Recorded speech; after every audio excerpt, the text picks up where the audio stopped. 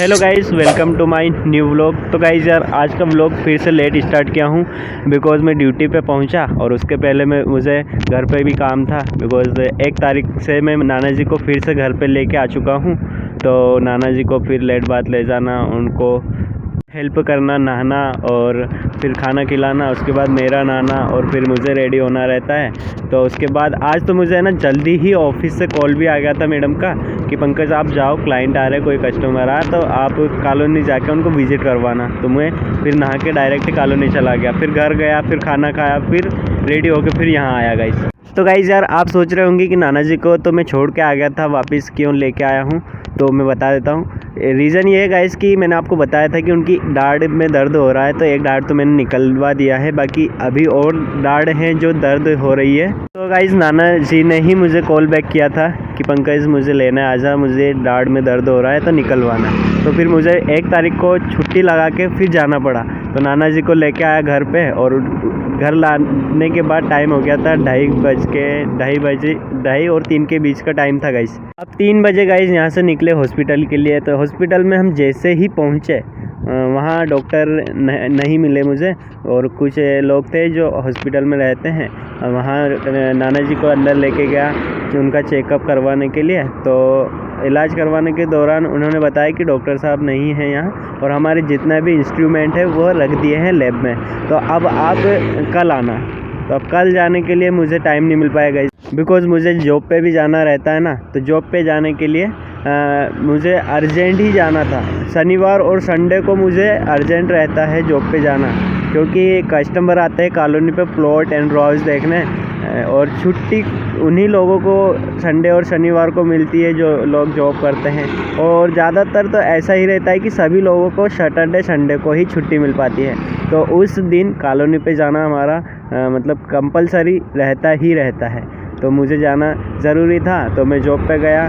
और उसके पहले मैंने आपको बताया था कि मैंने जॉब छोड़ दिया हूँ और छोड़ने वाला हूँ, ऐसा कुछ बताया था पिछले व्लॉग में। और गाइस रीज़न मैंने यही बताया था कि मुझे छुट्टी नहीं दे पा रहे हैं ये लोग। और जो हमारे सीनियर थे उन्हीं ने मुझे बता दिया था कॉल करके कि आप हिसाब कर लीजिए, आप रेगुलर नहीं आ सकते हैं तो आप हिसाब कर लीजिए। तो मैंने बोला ठीक है, क्योंकि गाइस मुझे कॉलेज बहुत ज़रूरी है, मैंने ये भी बताया था। तो इसी रीज़न से मैंने हाँ कर लिया कि ठीक है सर मैं नहीं आऊँगा, और मैंने आपको बता दिया था।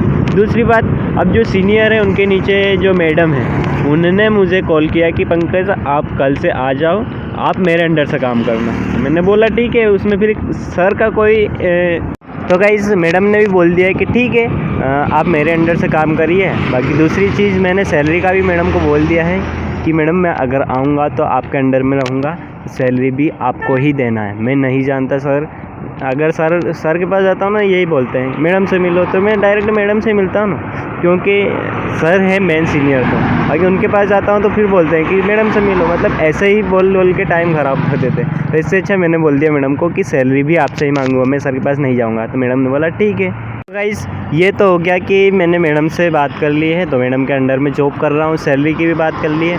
दूसरी चीज़, छुट्टी की भी बात कर ली है कि मैडम मुझे कॉलेज जाना रहता है, मेरी एग्ज़ाम वगैरह रहती है, और अगर कॉलेज में मैडम सर अगर वहाँ बुलाते हैं तो मुझे जाना पड़ता है। तो मैडम ने बोला ठीक है, बट ज़्यादा छुट्टी मत मारना, ऐसा बोल दिया। मैंने बोला ठीक है। तो गाइस ये हो गई जॉब की बात। दूसरी बात ये है गाइस कि अभी मेरे पास एक विज़िट आई थी डायरेक्ट ही रोड पे से।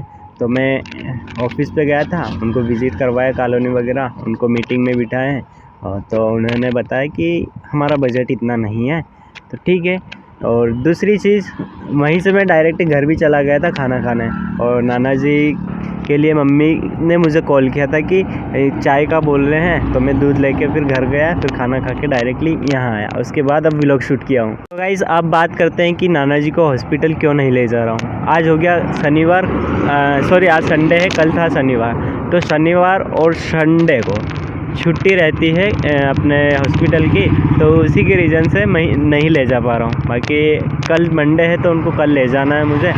बाकी बीच में एक दिन टाइम मिल गया था, मतलब लाया उसी दिन ले गया था डॉक्टर के पास। उसके बाद सेकंड दिन उन्होंने बोल दिया कि आज दर्द नहीं हो रहा है, अब नहीं निकलाऊंगा। बोले कि अब 2-4 दाढ़ तो बची, ये भी निकला दूंगा तो फिर आगे प्रॉब्लम होगी, और शुगर की उनको पेशेंट जो अलग है, तो इसके रीज़न से ही वो बोलते हैं कि शुगर की वजह से ब्लड चालू हो जाता है, और डॉक्टर भी का मानना भी यही है। तो उन्होंने बोला ठीक है अभी दर्द ख़त्म हो गया तो रहने देते हैं। और कि कल फिर बोल रहे थे मेरे को कि मेरे को डॉक्टर के पास ले चलो। तो आप गाइस मैं जॉब से तो छुट्टी नहीं मार सकता, तो अब आज संडे हो गया और कल शनिवार था तो कल भी छुट्टी थी, तो कल भी नहीं ले जा पाया।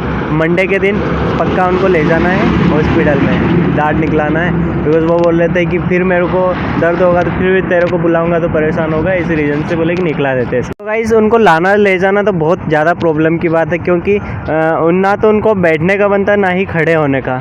तो उनको मैं गाड़ी बाइक पे बिठाता भी हो ना तो उनको उठा के बिठाना पड़ता है, अगर उनको उतारना भी हो ना तो उनको उठा के ही उतारना पड़ता है, क्योंकि ना तो उनको खड़े होने का बनता। मेन प्रॉब्लम तो ये है, मतलब उनका एक पैर पूरा काम नहीं करता है और एक पैर पे खड़े हो नहीं सकते और दूसरा हाथ भी काम नहीं करता। मतलब उनकी एज भी बहुत ज़्यादा है, करीब 75 प्लस जा चुकी होगी गाइस, मतलब 75 तो उनने पार कर ही दिए, ये तो पक्का है। तो गाइस अब बात हो रही है कि उनको हॉस्पिटल ले जाना है कि नहीं। ले तो जाना है अगर वो बोलेंगे तो, अगर मना कर देंगे तो फिर नहीं ले जाएंगे।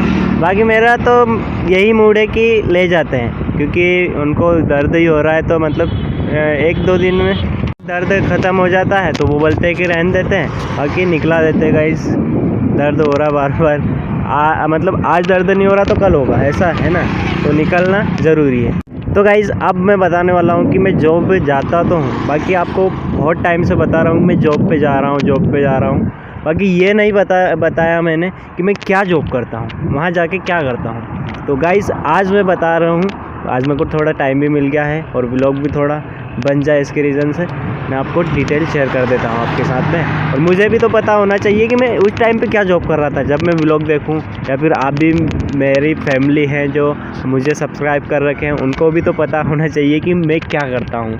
तो गाइज़ मैं बताता हूँ कि काम क्या करता हूँ। काम है गाइज़ मेरा मार्केटिंग करना, यानी कि मुझे मेन रोड पे टेंट लगा के दिया गया है, यहाँ पर मुझे बैठना रहता है, और अगर कोई कस्टमर आ रहा है तो उसे कॉलोनी दिखाना, प्लॉट दिखाना, मकान दिखाना डेमो के तौर पर, और जो बेचने लायक है वो मकान दिखाना। और दूसरी चीज़ मुझे कॉलिंग करना रहता है कस्टमर लोगों को, उनसे पूछना रहता है कि सर आप कब आ रहे हैं, आपने संडे का बोला था आप आए नहीं, मतलब उनसे जानकारी लेना कि सर आप कब तक आएंगे, और उनको ऑफ़र की जानकारी देना। इस कॉलोनी में नए ऑफ़र्स निकलते रहते हैं, हमारे सीनियर लोग निकाल के बताते हैं हमें कि ये ऑफ़र से हैं, तो आप कस्टमर लोगों को दिखाओ, बताओ, व्हाट्सएप करो, और जो लोग देख के गए हैं कॉन्टेक्ट नंबर दे के जाते हैं, उन्हें आप ऑफ़र के बारे में डिटेल बताओ सारी। तो ये सारी चीज़ें बताना रहता है। नए गाइस कॉलिंग का डिटेल नंबर रहता है हमारे पास, कॉलिंग के लिए नंबर दिया जाता है ऑफिस से, उनको कॉल करके पूछना रहता है कि सर अगर आपको कोई प्लॉट या फिर कोई रो हाउस की रिक्वायरमेंट हो तो बताइए, इस टाइप से। अगर उनको रिक्वायरमेंट रहती है गाइस तो वो हमें बताते हैं, अन्यथा हम कॉल डिसकनेक्ट करके उन्हें बोल देते हैं thank you, okay, no problem. बाकी जब भी आपको रिक्वायरमेंट है कॉल करिएगा, ऐसा कुछ करके कॉल डिसकनेक्ट कर देते हैं। गाइस जो अभी मैं जॉब कर रहा हूँ वह रियल इस्टेट के अंदर में आती है, तो मैं रियल इस्टेट के अंदर मार्केटिंग कर रहा हूँ, बाकी एम्प्लॉय के तौर पर, ना कि एजेंट के तौर पर, मतलब सैलरी बेस पे कर रहा हूँ। तो गाइस जो मैं जॉब कर रहा हूँ ऐसा नहीं कि मैं ही अकेला यहाँ टेंट पे बैठा हूँ, बहुत सारे आगे भी टेंट लगे हुए हैं, वहाँ पे भी सारे एम्प्लॉय बैठे हैं। जैसे कि मैं एक टेंट पे बैठा हूँ, आगे जाएंगे तो उस टेंट पे भी एम्प्लॉय मिलेंगे, उससे आगे जाएंगे तो उस टेंट पे भी मिलेंगे। मतलब एक ही कॉलोनी के 10 से 15 टेंट लगे हुए हैं, और वो भी मेन रोड पे, ताकि कोई भी कस्टमर ग्राहक आए इसकी जानकारी ले तो उनको हम बताएं, कॉलोनी दिखाएं, यही हमारा काम रहता है।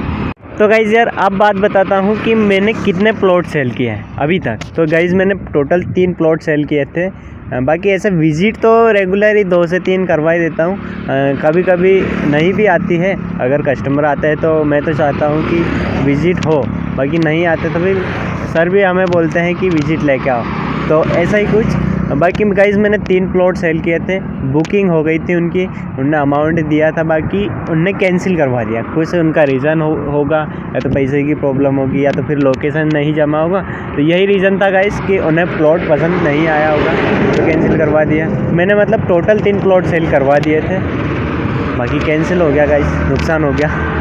तो गाइज़ यार मैंने फाइनली व्लॉग एडिट कर चुका हूँ, बट व्लॉग एडिट करने के बाद गाइज़ व्लॉग देखा ना तो 20 मिनट का बन गया, तो अब मैंने इसको 2 पार्ट में डिवाइड कर दिया। तो ये आपने देखा फर्स्ट पार्ट। तो आई होप आपको व्लॉग पसंद आया होगा। अगर पसंद आया तो लाइक कर देना, चैनल को सब्सक्राइब कर देना एंड बेल आइकन को दबाना मत भूलना।